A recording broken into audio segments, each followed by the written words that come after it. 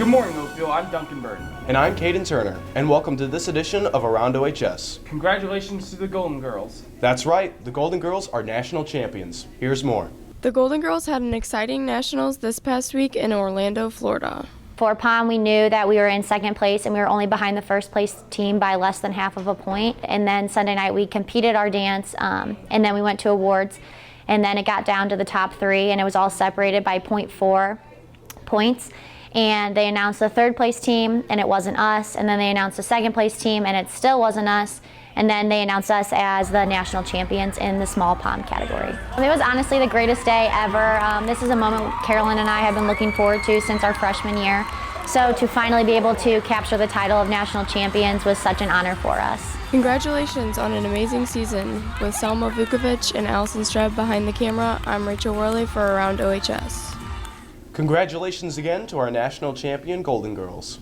Here's other news going on around OHS. The deadline to sign up for an AP exam is Wednesday, March 6th. Registration packets can be picked up in the guidance office. All juniors and seniors can take part in the Boeing pre-employment training field trip on March 14th.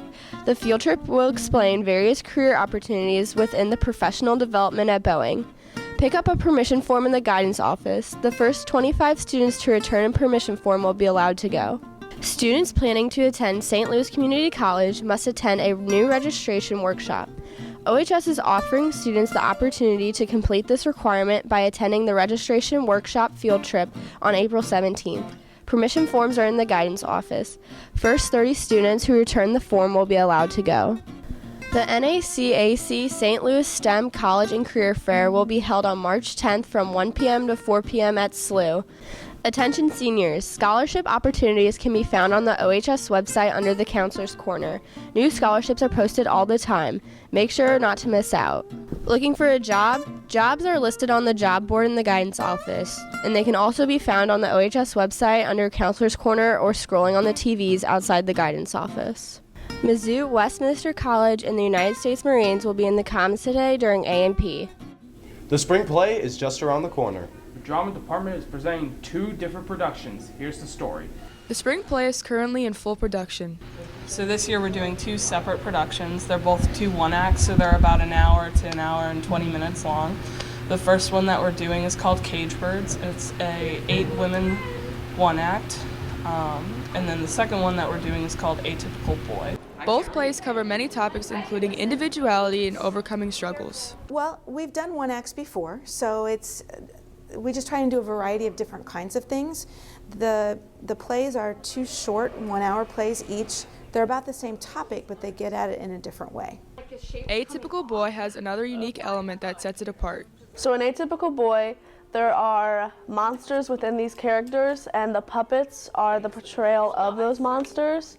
And so I'm really excited to see how it turns out because it's supposed to be really cool. There's puppeteers that are controlling the puppets, and it's just going to be something completely new.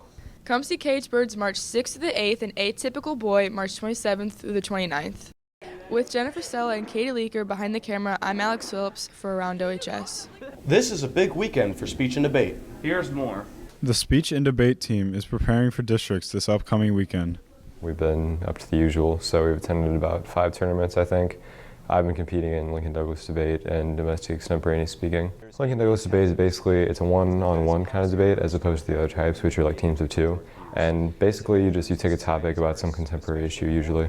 And instead of the other debates where it's like all about the evidence, the empirics, and like impacts of policies, it's more about values. So like what philosophies are best applied and how. I was working on my poetry piece yesterday, poetry interpretation, which is where you basically take one or several pieces of poetry and then basically read them dramatically. So I had 7 poems by the same author. So I was working on a case for the new public forum topic. Puff is whenever you and a debate partner are going to do a debate. It's shorter than policy, which is the usual type of debate. This semester I do public forum, but last semester I did a lot of Lincoln Douglas and I did some improvisation.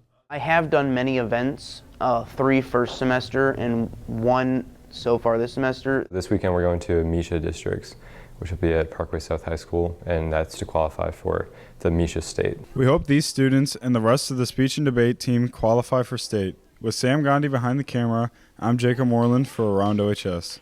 It's Professor Sally Anderson with a PSA today.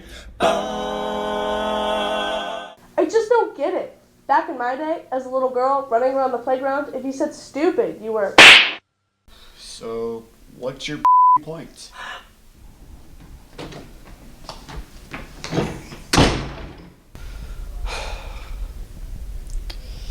Well... Anyways, using profanity can be disrespectful and excessive. But people do it all the time. It's fine. We don't have time for this. Get to work. Oh, this is so stupid. It's so dumb. How did that make you feel? It made me uncomfortable. There was no reason for it. And you? He was trying to be cool and it obviously wasn't working. School is a public place, and in a public place you act appropriately. Come on, Oakville. Figure it out. Our robotics team seems to be headed in the right direction. Let's take a closer look. The robotics team has been planning for competitions. When it's coming up to the competitions, we'll be mainly focusing on building. Before then, it's all engineering notebook, brainstorming, getting research out. And then after the competitions, we mainly focus on fundraising to get that money out and get as much money as we can to hopefully pay for not only this year, but the years after as well. This year, they made it to regional qualifiers, which is the furthest the program has ever made it in competition. Robotics went to Fox High School on February 9th to participate in a regional qualifier. We prepared way sooner than before. We started getting the bot out as soon as possible versus just trying to put it off. And we ended up getting 2 bots done and tweaked. I think definitely for next year, if they work the way that they did this year, I think they could be contenders to go to state, and then from there we might be able to make it to nationals. With Colin O'Shea and Aaron McCrander behind the camera, I'm Duncan Burton for Around OHS.